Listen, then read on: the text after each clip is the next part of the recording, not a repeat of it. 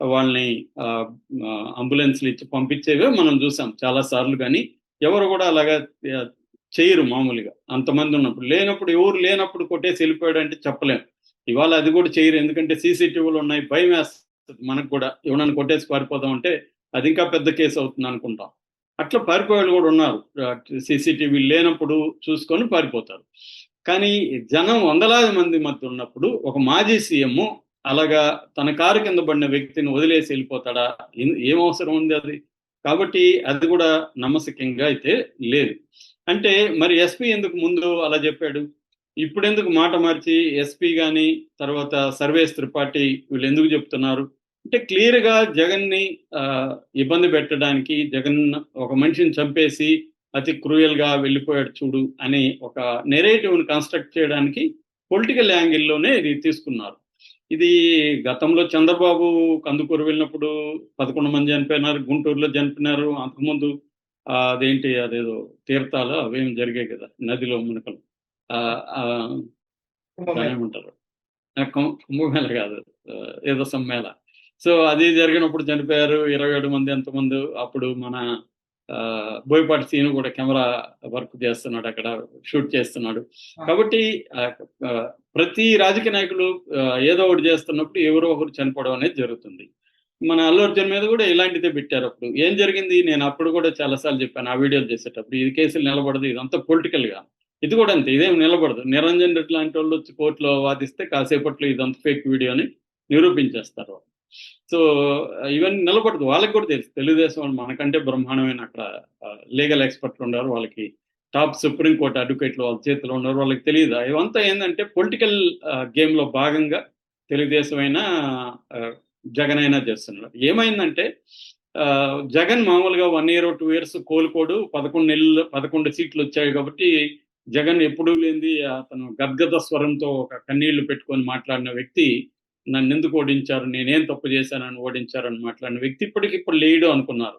అదే రాధాకృష్ణ కూడా రాశాడు, చంద్రబాబుకు 2 ఏళ్ళు పట్టింది, ఇక్కడ కేసీఆర్ ఇంకా కోలుకోవట్లేదు, బయటకు రావట్లేదు, కానీ జగన్ మాత్రం 4 నెలల్లో జనంలోకి వచ్చాడని.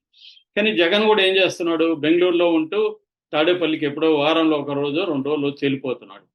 ఇది వీళ్ళు ఏం చేశారు, వీళ్ళకి తెలుగుదేశం కూటమి ప్రభుత్వం అలివిగాని హామీలు ఇచ్చేసింది. జగన్ 77,000 సంవత్సరానికి ఖర్చు అయ్యే 77,000 కోట్లు ఖర్చు అయ్యే హామీలు ఇస్తే చంద్రబాబు 1,30,000 కోట్లు ఖర్చు అయ్యే హామీలు ఇచ్చారు. 77,000కే ఆయన 10 లక్షలు 13 లక్షలు నోటుకొచ్చిన ఫిగర్ అప్పు చెప్పిన వాళ్ళు వీళ్ళు ఎట్లా ఇస్తారు? కాబట్టి ఇవ్వలేకపోయారు. ఎప్పుడైతే ఇవ్వలేదో డైవర్ట్ చేయడం కోసం తిరుపతి లడ్డు అని, అదాని అగ్రిమెంట్ అని, ఇంకోటి అని తీసుకుని వస్తా ఉన్నారు. కాకినాడ షిప్ అని, ఇలాగ ఏదో ఒక ఇష్యూని తీసుకొచ్చి డైవర్ట్ చేసుకుంటా కాలం గడుపుతూ వస్తున్నారు. దీంతో ఏమైంది, జగన్ మీద ఫోకస్ పెరిగింది జనాలకి. తర్వాత రివెంజ్ పాలిటిక్స్ మొదలు పెట్టారు. వీళ్ళ సోషల్ మీడియా వాళ్ళని అరెస్టులు చేయడం, నాయకులను అరెస్ట్ చేయడం. దాంతో అనివార్యంగా జగన్ పట్ల కోపంగా ఉన్న కేడర్ కానీ నాయకులు కానీ జగన్కి సపోర్ట్ చేయాలన్న పరిస్థితి వైసీపీలో తీసుకొచ్చారు. ఎందుకంటే నిజానికి 5 ఏళ్లుగా ఉన్నప్పుడు జగన్ కేడర్ దూరం అయ్యారు, వాళ్ళ రెడ్డి సామాజిక వర్గం దూరమైంది, అనేక మంది కింది స్థాయి నాయకులు దూరం అయ్యారు. కానీ వీళ్ళు చేసే పనుల వల్ల, ఈ కూటమి చేసే ప్రభుత్వం రివెంజ్ పాలిటిక్స్ వల్ల వాళ్ళందరూ అనివార్యంగా జగన్కి దగ్గర, జగన్ కూడా అది అర్థం చేసుకున్నాడు. ఇప్పుడే మనం ఫైట్ చేయాలని చెప్పి జగన్ ఫైటింగ్ అనేది పెంచాడు. దాంతో జగన్ కూడా ఎలాంటి స్ట్రాటజీ అంటే జనం ఆర్గనైజ్ అయ్యే విధంగా తన పర్యటనని ప్లాన్ చేసుకున్నాడు. ఇక్కడ ఈ 2 గ్రూపులకి కూడా, ఇటు తెలుగుదేశం కూటమికి కానీ ఇటు జగన్కి కానీ ప్రజలు ఇంపార్టెంట్ కాదు. తమ ఫోర్సెస్ ని ఎలా పెంచుకోవాలి, ప్రత్యర్థుల్ని ఎలా ఓడించాలి అన్న ఒక యాంగిల్లోనే 2 కూడా పనిచేస్తున్నాయి. ఇవాళ ఏ పొలిటికల్ పార్టీకి కూడా ప్రజలు అనేది ఇంపార్టెంట్ కాదు. అంటే పీపుల్ సెంట్రిక్ పాలిటిక్స్ అనేది ఎప్పుడో పోయింది ఇండియాలో. పీపుల్ సెంట్రిక్ పాలిటిక్స్ ఎవరికి లేదు, అందరూ కూడా ఇదే పని చేస్తున్నారు. మోడీ మోడల్ అని పేరు పెట్టారు దీన్ని. మోడీ మోడల్ ఏంటంటే తమ పార్టీకి అనుకూలంగా ప్రతిపక్షాలని లేదా సొంత మద్దతు ఇచ్చే పక్షాలను కూడా బలహీనపరిచేయాలి లేదా చంపేయాలి పొలిటికల్ గా అనేదే టార్గెట్. అదే ఇప్పుడు చేస్తుంది. ఈ నేపథ్యంలోనే ఈ కేసు పెట్టింది తప్ప ఈ కేసు లీగల్ గా నిలవదు. ఇప్పుడు ఏమైందంటే యోగాంధ్ర అనేది ఫెయిల్ అయిందని చెప్తున్నారు. అక్కడ గిరిజన విద్యార్థులు కానీ ప్రజలు కానీ నానా అవస్థలు పడి ఆ వీడియోలన్నీ ఇప్పుడు బయటకు వస్తున్నాయి.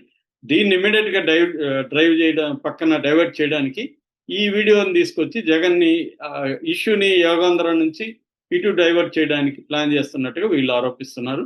ఏదేమైనా ఇది కోర్టులో తేలాల్సింది తప్ప అంతకంటే